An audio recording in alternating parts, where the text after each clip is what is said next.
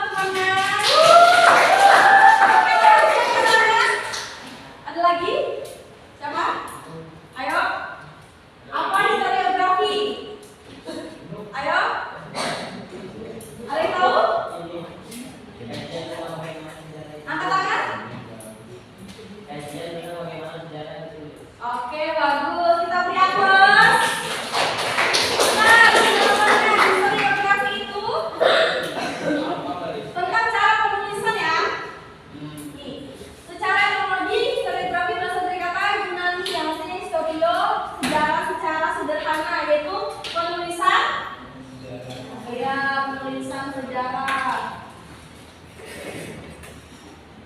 Oke, sekarang Ibu ada video pembelajaran. Nah, terus kalian tonton ya. Dia semua nggak? Kelihatan ya? Iya. Oke, simak ya.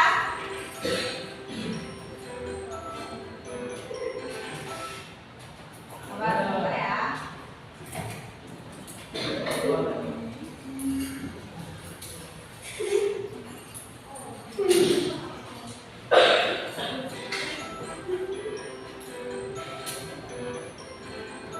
Sore hari saat sedang Kedengaran nggak suaranya semuanya?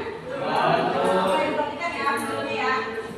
terdapat hal sejarahnya. Misalnya ketika aku membagikan buku ini, dan juga muncul prestasi yang dibuat dari ratusan juta tahun yang lalu.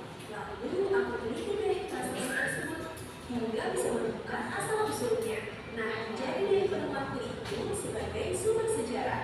Lalu aku berpikir, bagaimana ya caranya supaya sumber sejarah yang sudah aku temui, kritisi dan makna ini bisa diperkenalkan kepada orang banyak. Oh iya, aku ingat tadi di sekolah aku diterapkan topik sejarah. Bahan-bahannya yang bertanya tersebut kita perlu memahami yang namanya historiografi. Dalam bahasa Yunani, kata historiografi berasal dari kata historia yang berarti sejarah dan grafia yang artinya penulisan. Singkatnya, historiografi ini adalah penulisan sejarah. Menurut Lohanna tahun 2011, kesuksesan seorang sejarawan itu diukur dari historiografinya, sehingga historiografi menjadi salah satu bentuk komitmen keseriusan dalam belajar ilmu sejarah. Menariknya, historiografi sejarah Indonesia ini umumnya dikelompokkan dalam 3 jenis, yaitu historiografi tradisional, historiografi kolonial, dan historiografi modern. Yuk kita bahas satu persatu dari ketiga jenis historiografi tersebut. Kamu pasti pernah mendengar kitab Negara Kertajaan, bukan? Ya, kitab yang ditulis oleh Muka Pancapati. Muka Pancapati ini merupakan salah satu contoh dari historiografi tradisional. Historiografi tradisional merupakan tulisan sejarah dari masa kerajaan Hindu Buddha hingga masuknya Islam di Indonesia. Lebih mudahnya nih, dapat kamu artikan semacam naskah sejarah yang menceritakan seperti apa sih kehidupan bangsa di kerajaan, bagaimana sistem pemerintahannya, dan siapa saja orang-orang di kerajaan tersebut. Ciri khas dari historiografi tradisional ini berpusat pada istana, raja, dan bangsawan, karena banyak menuliskan sejarah yang berkaitan dengan kekuasaan dan penguasa. Kemudian, pasti kamu tidak asing juga nih dengan buku karya Thomas Stamford Raffles dengan judulnya The Story of Java, ini bukan? Nah, buku ini merupakan salah satu contoh dari historiografi kolonial. Historiografi kolonial ini merupakan tulisan sejarah dari masa kolonial. Adapun ciri khas dari historiografi kolonial ini berupa etnosentris yang memusatkan pada tulisan sejarah tentang berbagai bangsa Eropa yang pernah singgah dan bahkan berkuasa di Nusantara. Dan yang terakhir, jika penulisan sejarah yang menempatkan rakyat Indonesia sebagai pelaku sejarah dan sejarah yang dapat studi kritis ini, kamu bisa menyebutnya dengan historiografi modern. Ciri khas dari historiografi ini adalah Indonesia sentris. Contohnya berupa buku berjudul Pemberontakan Petani Banten tahun 1888 karya Sartono Martodirjo. Wah, ternyata asik juga ya belajar sejarah itu. Kenapa? Ya. Jalan video. Semoga bermanfaat ya. Sampai jumpa. Oke, itu tadi video pembelajaran kita. Gimana? Ada yang sudah ngerti historiografi? Paham? Paham. Oke, bentar. Oke, selanjutnya. Nah, ada juga jenis-jenis historiografi. Yang pertama ada tradisional, terus kolonial, nasional.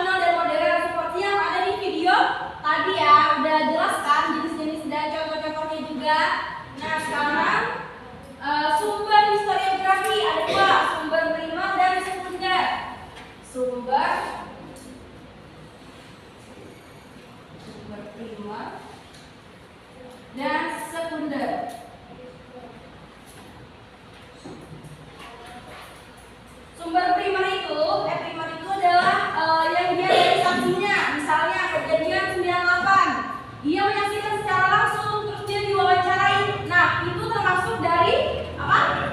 Sumber primer. Oke, bagus. Nih ada contoh-contohnya, dokumen, artefak, dan kesaksian lisan dari mulutnya langsung ya, yang menyaksikan kejadian sejarah tersebut. Lalu ada sekunder. Nah, dia itu mendapatkan dari lisannya yang sebelumnya gitu. Jadi sudah berbentuk buku, tapi dia menjadikan ditambahkan lagi karena setiap sejarah itu pasti berbeda zamannya. Seperti itu. Oke, contohnya itu buku sejarah, biografi, dan dokumenter. Pasti ada buku-buku lainnya lagi yang ditambahkan gitu. Oke, ada kelebihannya, yaitu banyaknya sudut pandang, mempelajari pemikiran zaman dahulu, terus dapat melatih pikiran kritis juga dengan menulis. Karena kan kalau menulis nggak cuma contek doang, pasti harus ada dari pikiran sendiri gitu. Terus dapat digunakan untuk membenahi sejarah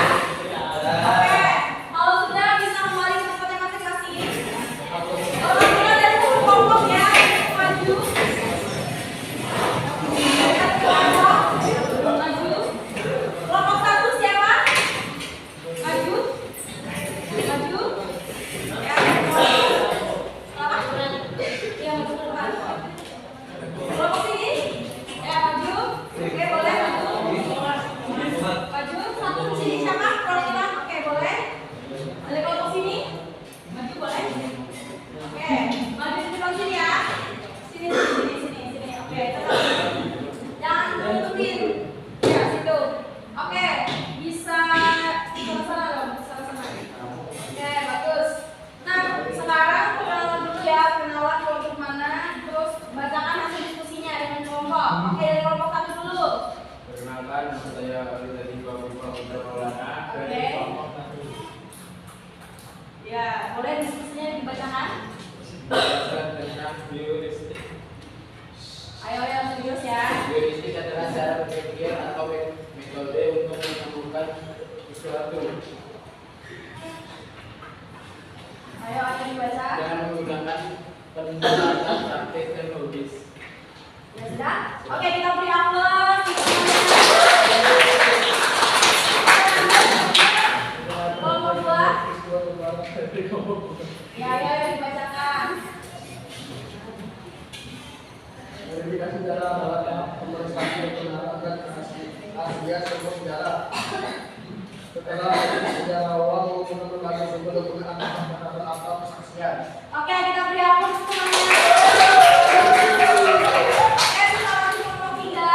Perkenalkan, saya Amel dari kelompok 3. Jadi, interpretasi sejarah adalah dapat penafsiran terhadap fakta-fakta sejarah berdasarkan perkara sebelumnya. Sejarawan menjelaskan makna, sebab, dan hubungan antar peristiwa untuk memahami mengapa dan bagaimana sesuatu terjadi di masa lalu. Oke, beri tepuk tangan. Perkenalkan, nama saya Nisa Banjela dari kelompok 4. Laskar nama itu historiografi. Historiografi adalah ahli dokumen sejarah, yaitu ketika sejarah pengumuman, menyusun dan menulis hasil penelitiannya menjadi sebuah kisah atau karya sejarah yang utuh. Oke, kita beri aplaus. Tiga. Oke, bisa kembali ke tempat masing-masing. Oke, gimana? Pada paham nggak materi pada hari ini? Paham. Ada yang ingin bertanya? Ada yang ingin bertanya? Oke, boleh semua ajukan pertanyaannya. Berdiri boleh ya? Ibu tanyakan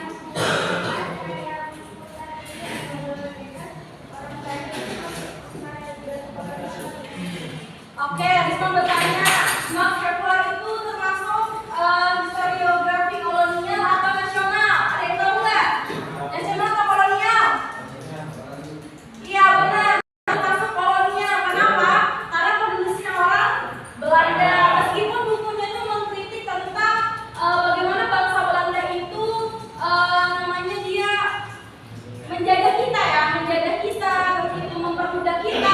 Dia mengkritik itu karena nggak ada rasa humanis. Nah, dia menulis itu pada abad ke-19 yang dimana perasaan humanis itu muncul di Eropa dan tersebarlah sampai ke Nusantara yang dibawa oleh orang Belanda tersebut. Nah, jadi Max Havelaar itu meskipun dia mengkritik bangsanya sendiri, tapi dia tetap termasuk historiografi kolonial seperti itu. Jelas, Risma? Oke, bagus. Nah, sekarang ada yang memberi kesimpulan? Kesimpulan tentang pembelajaran hari ini, boleh? Ya, kesimpulannya apa? Kesimpulannya, belajar historiografi, pengertiannya, jenis-jenis. Boleh berdiri aja, berdiri. Ulang dari awal ya. Apa yang kita pelajari hari ini, gimana ya? Boleh. Kesimpulannya, belajar historiografi, pengertiannya, jenis-jenis historiografi, dan juga tadi melakukan presentasi. Oke, bagus.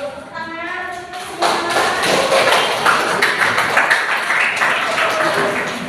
Oke, mungkin pembelajaran kita sampai hari ini aja.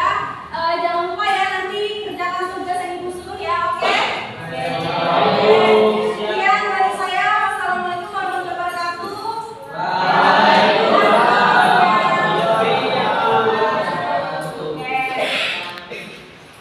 Oke, tepuk tangan. Oke,